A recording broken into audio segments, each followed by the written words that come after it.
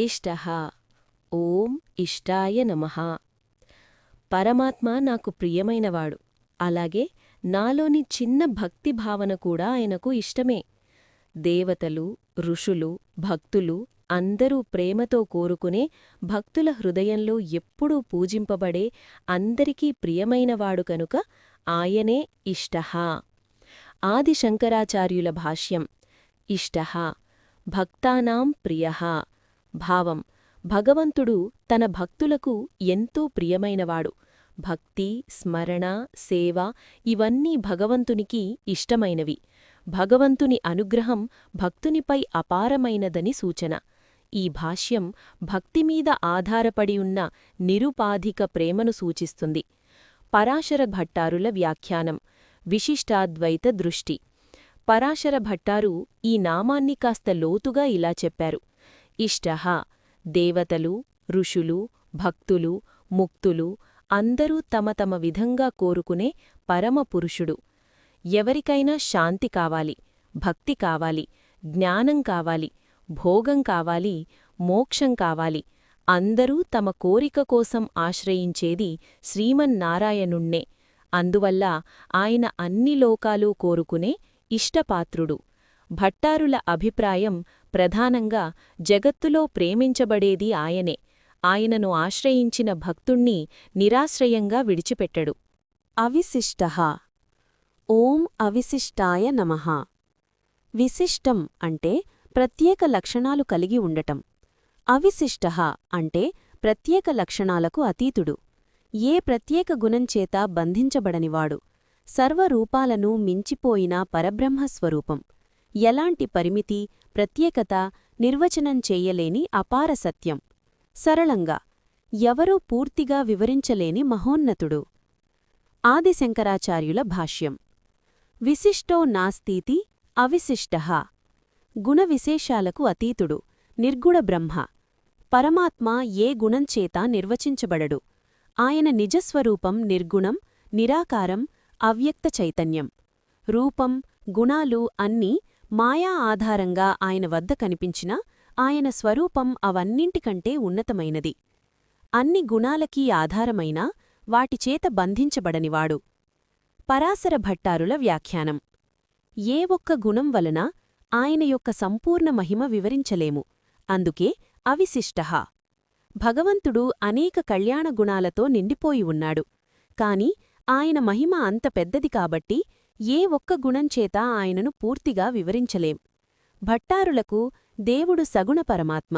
కాని ఏ ఒక్క గుణంచేత పరిమితం కాదు. అనంత గుణమూర్తి అయినప్పటికీ ఏ ఒక్క గుణం ఆయనను పూర్తిగా వివరించలేదు. శిష్టేష్టః. ఓం శిష్టేష్టాయ నమః. ఇష్టః అంటే ఇష్టమైనవాడు, ప్రియమైనవాడు. శిష్టః అంటే శ్రేష్ఠులు, సజ్జనులు, ధర్మపరులు. సజ్జనులు, ఋషులు, ధర్మాన్ని పాటించేవారు ప్రేమించే దేవుడు. భగవంతుడు ధర్మమార్గంలో ఉన్నవారిపై ప్రత్యేక అనుగ్రహం చూపిస్తాడు. అందువలన శిష్టేష్టః. ఆది శంకరాచార్యుల భాష్యం. శిష్టానాం ఇష్టః అంటే సజ్జనులకు ప్రియమైనవాడు, ధర్మాన్ని రక్షించేవాడు, సద్గుణాలను కాపాడేవాడు, సజ్జనుల హృదయాల్లో స్వయంగా నివసించేవాడు. అతనే శిష్టేష్టః. పరాశర భట్టారుల వ్యాఖ్యానం.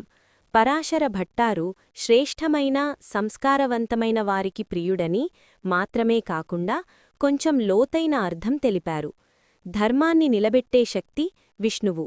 ధర్మాన్ని ఆచరించే శిష్టులు ఆయనను అనుసరించేవారు. అందువల్ల శిష్టులు తమ రక్షకుడిగా, ఆశ్రయంగా, ప్రియుడిగా ఆయన్ని ఎంచుకుంటారు. శిఖండి. ఓం శిఖండినే నమః. శిఖం అంటే జుట్టుముడి, జ్వాలాల్లాంటి దివ్యప్రభ, కిరీటం. శిఖండి అంటే శిఖం ధరించినవాడు, జ్వాలాప్రభతో కిరీటంలా మెరిసేవాడు. శిఖ అంటే జ్యోతి, అగ్ని, వెలుగు. అందువల్ల శిఖండి అంటే జ్ఞానప్రభతో మెరిసే పరమాత్మ. తలపై దివ్యప్రభ ధరించి జ్ఞానప్రకాశమిచ్చేవాడు. అజ్ఞానాన్ని తొలగించే వెలుగు స్వరూపం అంతర ప్రకాశం పెంచుతుంది. ఆది శంకరాచార్యుల భాష్యం. శిఖాం ధరిణీ ఇతి శిఖండి అంటే తలపై శిఖ లేదా దివ్య జటా కలవాడు. దేవుని రూపవైభవం తలపైనుంచి వెలువడే అత్యంత దివ్యమైన జ్యోతి. ఆ శిఖ అన్ని దిక్కులలో ప్రకాశిస్తుంది. ఇది జ్ఞానస్వరూపం, చైతన్యంని సూచిస్తుంది. పరాశర భట్టారుల వ్యాఖ్యానం.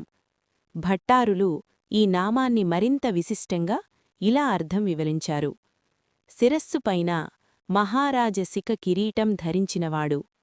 విష్ణువు తలమీద ఉన్న కిరీటం కీర్తి, జ్యోతి, వైభవం, ఆయన పరమాధికారాన్ని ప్రకటిస్తుంది. ఆ కిరీటం ప్రభ, జ్యోతి, శక్తిలను వెలువడించేలా ఉంటుంది. సృష్టిని పాలించే దేవుని పౌరుష, శక్తి, మహిమలు ఈ కిరీట రూపంలో వ్యక్తమవుతాయి. దేవుని తలపై ఉన్న దివ్య కిరీటం ఆయన శ్రీమన్నారాయణ స్వరూప మహిమను వెల్లడిస్తుంది. నహుషాహ ఓం నహుషాయ నమః. నహ్ ధాతువు ఆకర్షించటం, కలుపుట అనే అర్థాలను ఇస్తుంది.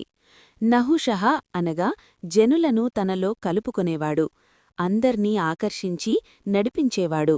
ఈ నామాన్ని జపిస్తే భగవంతుడు మన దృష్టిని, మనస్సును ధర్మమార్గానికే లాగి సత్సంగతిని ప్రసాదిస్తాడని భావం. ఆదిశంకరాచార్యుల భాష్యం. నహుషః నయతి, హినోతి, సంవహతి సర్వానితి. అందర్నీ నడిపించేవాడు, ధర్మమార్గానికే నడిపించే నాయకత్వశక్తి. భగవంతుడు ధర్మరూపమైన ఆకర్షణశక్తి. లోకచలనం సమస్తం ఆయన సంకల్పమే. పరాశర భట్టారుల వ్యాఖ్యానం.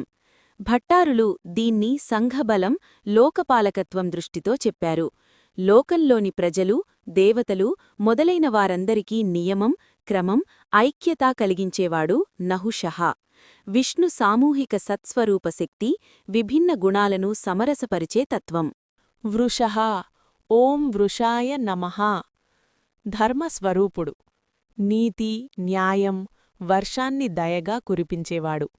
సంస్కృతంలో వృష్ ధాతువు వర్షించటం, ధర్మం, శౌర్యం, శ్రేయస్సును తెలుపుతుంది. విష్ణువు ధర్మానికి మూలాధారం. ప్రపంచం నడుపబడటానికి ధర్మమే పునాది. ఆ పునాది స్వరూపమే వృషః.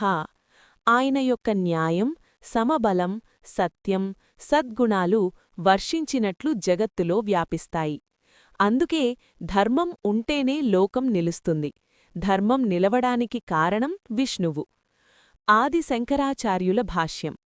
వృషః ధర్మః స్వరూపతః అస్య ఇతి వృషః అంటే భగవంతుడే స్వయంగా ధర్మస్వరూపుడు.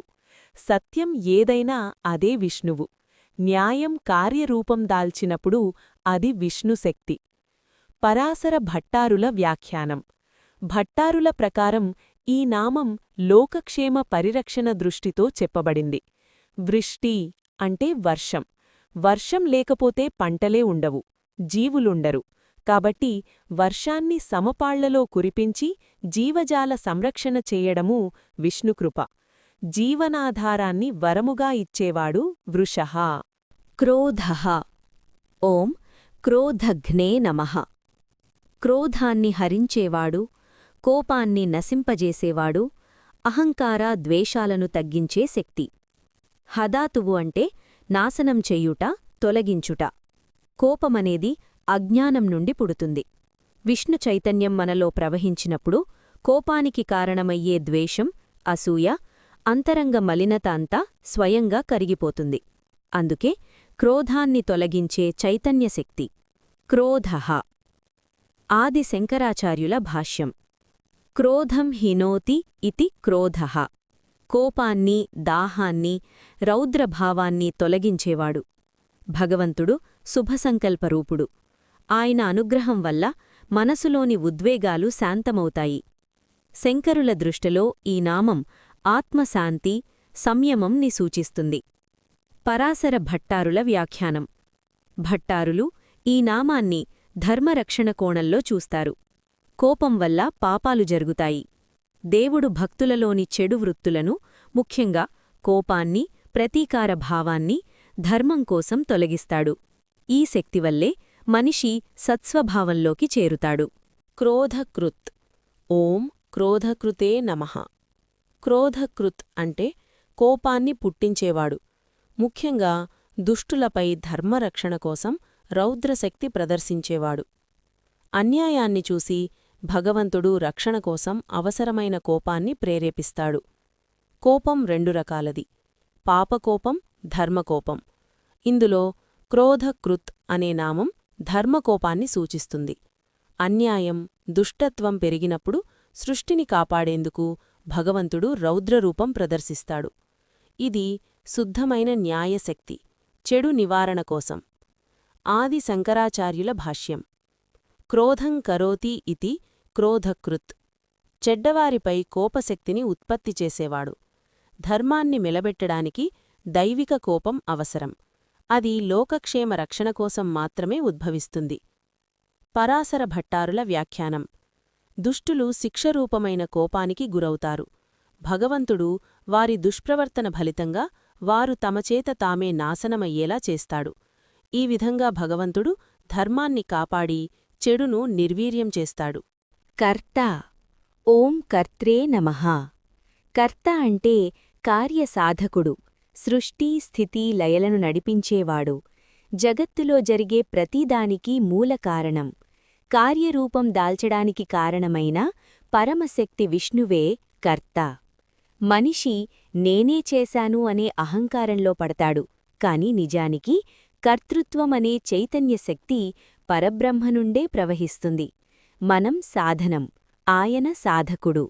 ఈ నామం మనలో అహంభావం తొలగించి కర్తృత్వభావాన్ని భగవంతునికి సమర్పించే జ్ఞానమిస్తుంది.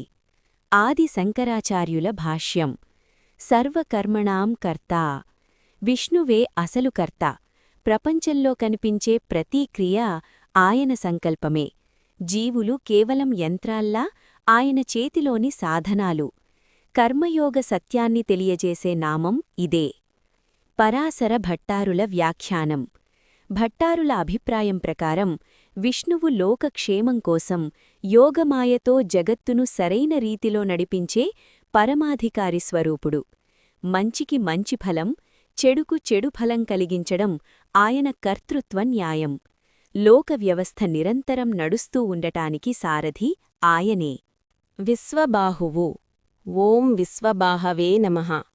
విశ్వబాహువు అంటే విశ్వమే ఆయన చేతులు అని అర్థం.